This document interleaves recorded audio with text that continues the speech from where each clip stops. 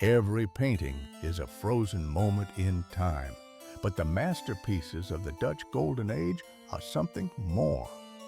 They're windows into worlds we can never visit, revealing secrets about how people actually lived centuries ago.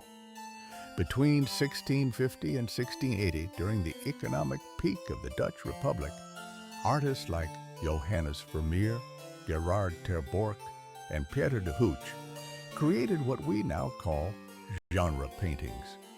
Intimate snapshots of everyday life that captured everything from milkmaids pouring cream to wealthy merchants reading letters by candlelight. These weren't just pretty pictures. They were visual documents that preserved the tiniest details of 16th century existence, the way light filtered through a window, the texture of a satin dress, the exact position of a hand holding a piece of bread. Vermeer's The Milkmaid, painted around 1660, shows us not just a woman pouring milk, but the weight of the ceramic jug, the roughness of the bread on the table, the quality of light in a Dutch kitchen on an ordinary morning. This single painting tells us more about daily life in Delft than dozens of written accounts ever could. But here's where it gets fascinating. These paintings were also heralding social class in ways that contemporary viewers could read instantly. At the Museum of Fine Arts Boston, an exhibition called Class Distinctions revealed how Dutch artists deliberately embedded clues about social hierarchy into every canvas, the type of work depicted or the absence of work entirely. The quality of someone's clothing, their posture and behavior, even the room they occupied.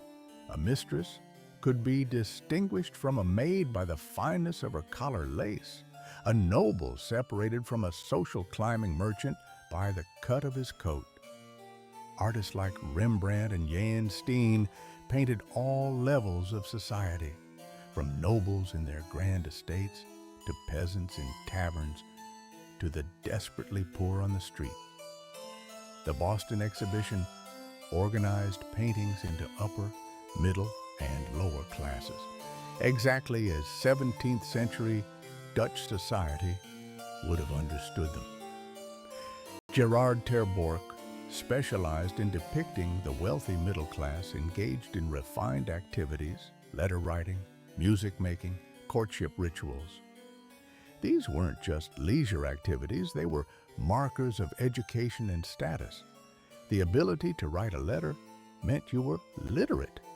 Owning a virginal and expensive keyboard instrument announced your wealth. Meanwhile, painters like Cornelis Bega captured tavern scenes with remarkable realism, showing us how working-class people spent their evenings. These paintings reveal the layout of drinking houses, the games people played, even the ale post that protruded into roads to advertise that alcohol was available, the ancestors of modern pub signs. What makes these paintings so powerful as historical documents is their obsessive attention to material culture. Every object tells a story. A birdcage might symbolize captivity and love. A foot warmer suggested domestic comfort. Musical instruments hinted at harmony or seduction. Dutch painters created a visual language that their contemporaries understood immediately, but that we're still decoding today. The Dutch Golden Age produced an estimated 1.3 to 1.4 million paintings in just 20 years, though only about 1% survives. Each surviving work is a precious artifact, preserving not just how people looked, but how they lived, what they valued, and how they understood their place in society. These paintings are time capsules in the truest sense, sealed containers of information about a vanished world, waiting for us to open them and discover their secrets.